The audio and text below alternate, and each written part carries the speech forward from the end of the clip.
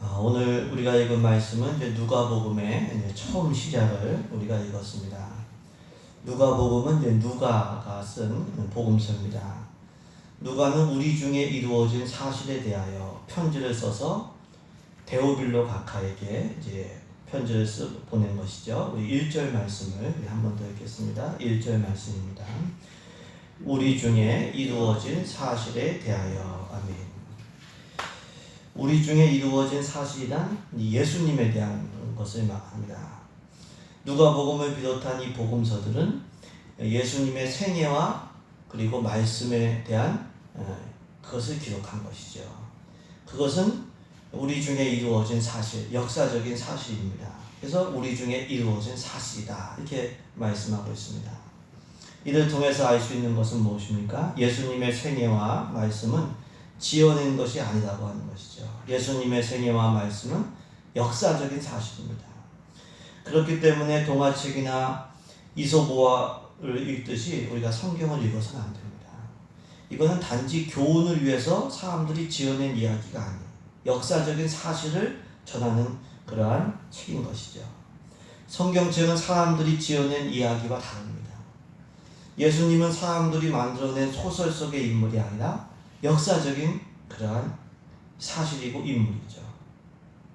어떤 사람이 분명히 존재하고 있는데 투명인간 취급을 한다면 그 사람이 기분이 나쁘겠죠.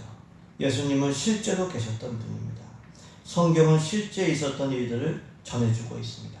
역사적인 사실로 믿으시기를 바랍니다. 그런데 이 역사적인 사실인 예수님의 생애와 말씀을 전하는 복음서들이 약간씩 좀 달라요.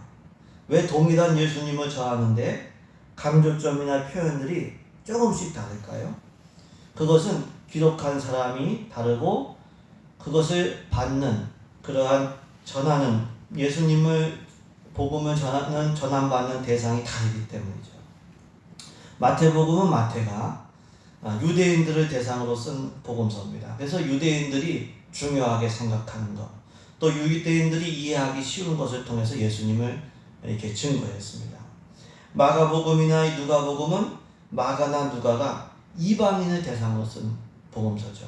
그래서 오늘도 데오빌로 각하 로마 이 관리에 대한 이름이 나옵니다. 그렇기 때문에 이방인들이 이해하기 쉽도록 예수님을 소개한 것입니다. 그 후에 쓰여진 이 요한복음도 예수님을 증거하는데 예수님을 태초부터 계신 하나님으로 이렇게 전하고 있는 것을 볼 수가 있습니다. 그래서 강조점과 표현들이 조금씩 다른 것이죠. 이렇게 다른 것은 틀린 것이 아닙니다. 만약에 시험을 본 학생들의 답안지가 글자 하나도 틀리지 않고 똑같다. 이건 단체로 컨닝하는 거죠. 이건 문제가 있는 겁니다. 우리가 동일한 예배 시간에 동일한 말씀을 들어도 오늘 감동받은 말씀이 무엇입니까? 이건 다 틀려요. 나는 이런 부분에서 오늘 감동받았고 나는 이런 부분에서 말씀을 들었습니다. 약간씩 다른 게 오히려 정상적인 거죠.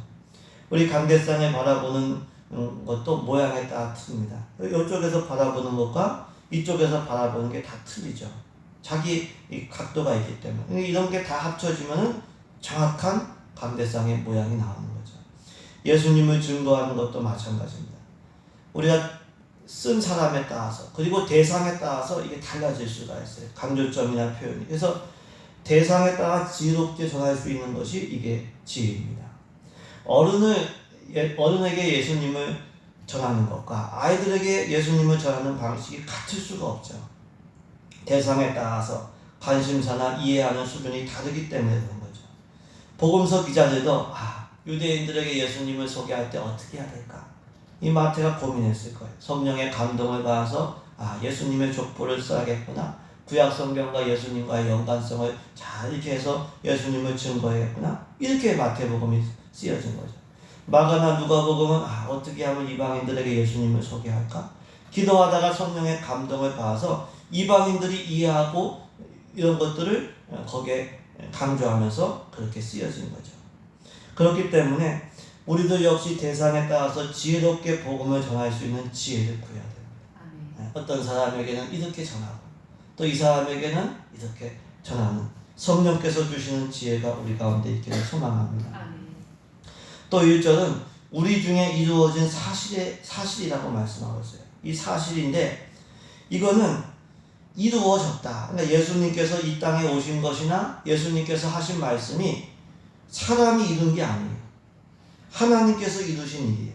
물론 우리가 복음이 증거되고 복음을 받아들이고 이 모든 과정 속에서 하나님 나라가 확장되는 이 과정 속에 사람이 할 일이 없는 게 아니죠. 사람이 할 일이 분명히 있어요. 우리가 저녁에도 나올 때 결단하고 나왔어요. 사람이 할 일을 우리가 찾아서 해야 됩니다. 하지만 이끌어 가시는 분은 누구시냐? 하나님이시죠. 이루시는 분은 누구시냐? 하나님이시죠. 구원을 이루시는 하나님을 우리가 찬양해요. 하나님께만 영광을 돌려야 돼요. 그리고 구원을 이루어 가시는 하나님만을 의지해야 돼요. 기도도 우리 힘으로 할 수가 없어요. 전도도 우리 힘으로 할 수가 없어요. 우리에게 이루어진 사실이에요. 하나님께서 이루시는 거예요. 하나님께서 이루시고 하나님께서 하게 하시는 거죠. 범사에 하나님 의지하는 우리 모두 되기를 소망합니다. 이처럼 누가는 우리 중에 이루어진 사실에 대해서 기록을 했어요. 그 사실을 처음부터 목격한 사람들 그리고 말씀의 일꾼들이 전해주었다고 했어요. 예수님에 대해서 처음부터 목격한 사람들 마리아도 있었을 것이고 또 여러 가지 목격자들이 있었겠죠. 또 말씀의 일꾼들 예수님의 직계제자들도 있었겠죠. 그 사람들이 전해준 거예요. 그 사람들이 전해준 대로 그 예수님을 전하려고 기록하려고 붓을 든 사람들이 많았다. 이렇게 말씀하고 있습니다. 우리 2절 말씀을 우리 같이 읽도록 하겠습니다. 2절 말씀입니다. 처음부터 목격자와 말씀의 일꾼된 자들이 전하여 준 그대로 내력을 저수하려고 붓을 든 사람이 많은지라. 아멘. 예수님에 대해서 처음부터 목격한 사람들 그리고 예수님을 전해준 말씀의 일꾼들이 많았어요. 또 그들을 통해서 예수님을 듣고 그것을 기초로 예수님을 증언하려고 붓을 든 사람들이 많았죠. 누가도 그 중에 한 명인 것이죠. 이를 통해서 알 수 있는 것은 무엇입니까? 하나님께서 많은 일꾼들을 통해서 예수님을 증거하게 하셨다라고 하는 거예요. 예수님을 본 목격자들과 예수님을 전하는 말씀의 일꾼들이 많이 있었다라고 하는 것을 우리가 알 수가 있습니다. 만약에 그런 사람들이 없었다면 우리 어떻게 되었을까? 예수님을 알 수도 없고 예수님을 믿을 수도 없었겠죠. 우리 역시 하나님께서 사용하신 말씀의 일꾼들이 있었기 때문에 우리 주위에 있었기 때문에 예수님을 지금 알고 믿고 고백하게 되는 거죠. 그렇기 때문에 우리들도 말씀의 일꾼이 되어서 예수님을 전해야 됩니다. 교회가 해야 될 가장 중요한 일은 무엇인가요? 예수님, 하나님의 선물, 하나님의 사랑, 예수님을 전하는 것이죠. 왜? 예수님만이 유일한 구세주가 되기 때문에 예수님만이 하나님으로 가는 유일한 길과 진리와 생명이 되기 때문에 그래서 예수님을 전하는 말씀의 일꾼들이 돼야 돼요. 우리 교회가 예수님 전하는 말씀의 일꾼 되기를 소망합니다. 우리의 인생이 예수님을 전하는 말과 행위로 예수님을 전하는 하나님의 사랑을 전하는 일꾼들 되기를 소망합니다. 어떻게 하면 말씀의 일꾼들이 될 수가 있을까요? 무엇보다 목격자가 돼야 돼요. 사실은 증인은 목격자가 봐야지 경험해야지 전할 수가 있죠. 예수님을 보고 예수님을 듣고 예수님을 경험한 사람들이 말씀의 일꾼들이 될 수가 있습니다. 예수님을 경험한 사람들이 증인이 될 수가 있죠. 그래서 마태복음 4장 19절에서 예수님께서 제자들이 이렇게 말씀하십니다. 나를 따라오라. 내가 너희로 사람을 낚는 어부가 되게 하리라. 사람을 낚는 어부가 되게 하시는 분은 주님이셔요. 근데 우리가 할 일이 있어요. 그건 예수님을 따라가는 것. 예수님을 따라가고 예수님을 곁에 있고 예수님을 경험할 때 말씀의 일꾼들이 되는 줄로 믿습니다. 그래서 우리가 늘 예수님을 경험하는 일, 예수님을 가까이 하고 예수님과 교제하는 일에 열심을 내고 힘을 내야 돼. 기도를 통해서 주님을 경험하고 말씀을 통해서 주님을 경험하고 그렇게 경험할 때 말씀의 일꾼들로 쓰임받게 될 줄로 믿습니다. 이렇게 하나님은 많은 말씀의 일꾼들을 통해서 예수님을 전하게 하셨어요. 누가 역시 많은 말씀의 일꾼들을 통해서 예수님을 전해들었어요. 그리고 예수님을 믿고 예수님을 전하는 사람이 되었어요. 말씀의 일꾼이 되었습니다. 특별히 누가는 사도 바울과 동역하면서 예수님을 전했습니다. 골로새서 4장 14절을 보시면 사랑을 받는 의사 누가 이런 말씀이 나오고 있습니다. 누가는 의사였습니다.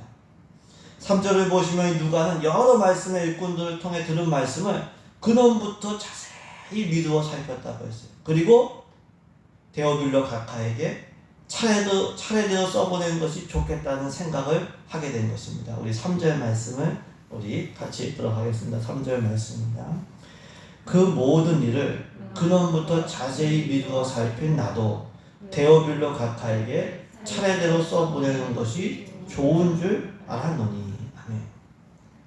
누가는 여러 말씀의 일꾼들을 통해서 들은 모든 일들을 처음부터 자세하게 조사를 한 거예요. 예? 자세하게.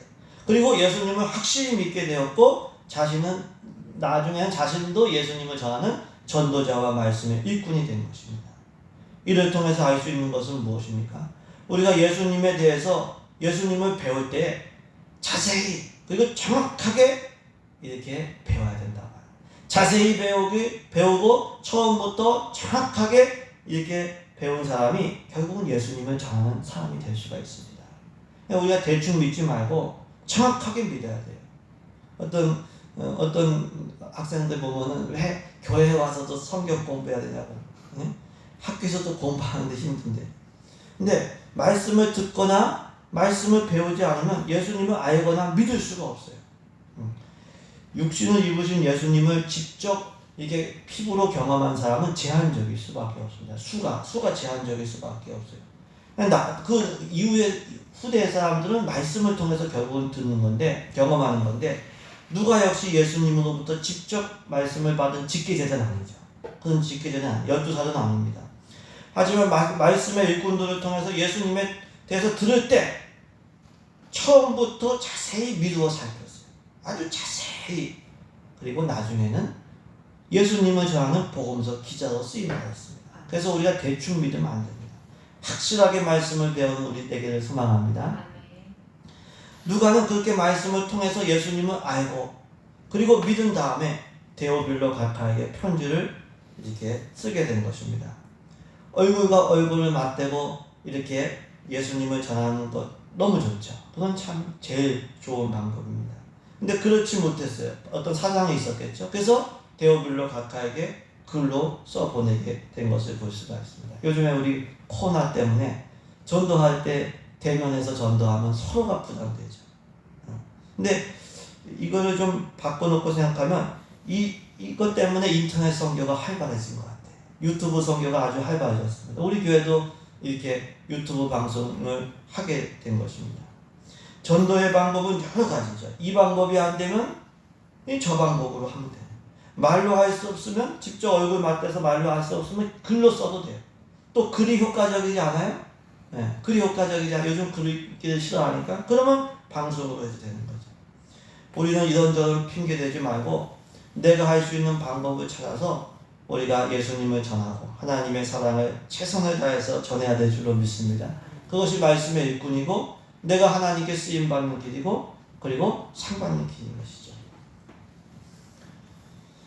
이렇게 누가는 데오빌로 각하에게 편지로 예수님에 대해서 이렇게 글로 썼습니다. 이 데오빌로에게 각하라고 하는 친구가 이제 쓴 것을 보면은 이 데오빌로가 이제 로마의 권력자고 아주 고위 관리였다고 하는 것을 알 수가 있습니다. 이미 이 사람은 예수님에 대해서 배웠고 믿기 시작했던 사람이었습니다.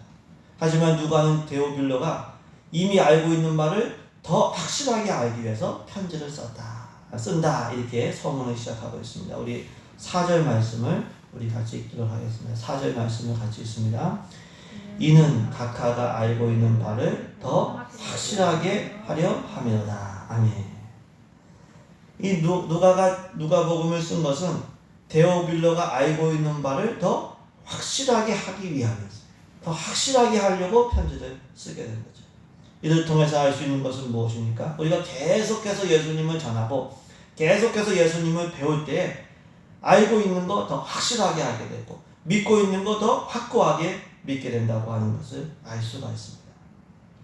데오빌로도 누군가가 예수님을 전해줬기 때문에 예수님을 알고 있었던 거죠. 근데 몇 번 듣는다고 믿음이 막 성장하고 믿음이 확고해집니까? 그렇지 않죠. 때로는 우리 믿음이 연약해서 흔들릴 때도 있습니다.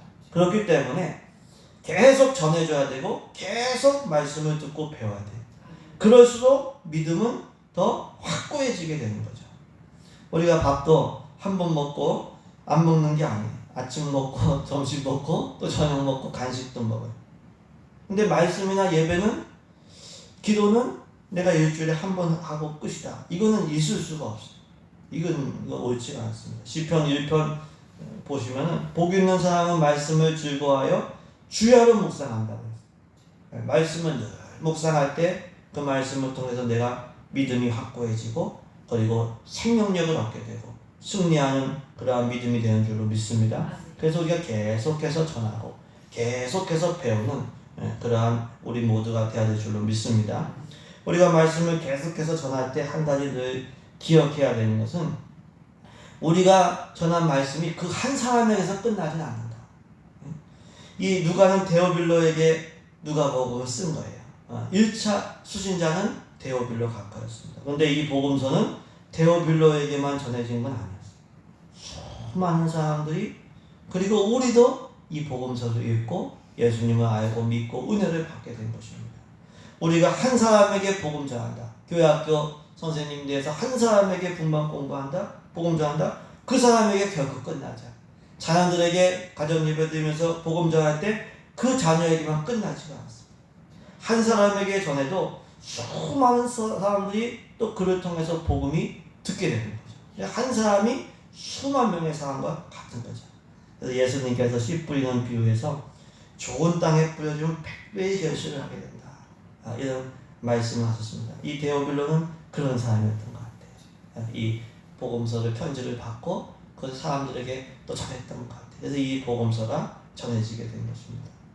우리가 한 명 한 명 복음 전할 때 그래서 최선을 다해서 그 사람에게 전한 복음이 여기서 끝나지 않는구나. 우리가 최선 다해서 기도하면서 복음 전해야 될 줄로 믿습니다. 주님께서 잘하였도다 착하고 충성된 말씀의 일꾼이여 칭찬을 듣기를 주님의 이름으로 축복합니다.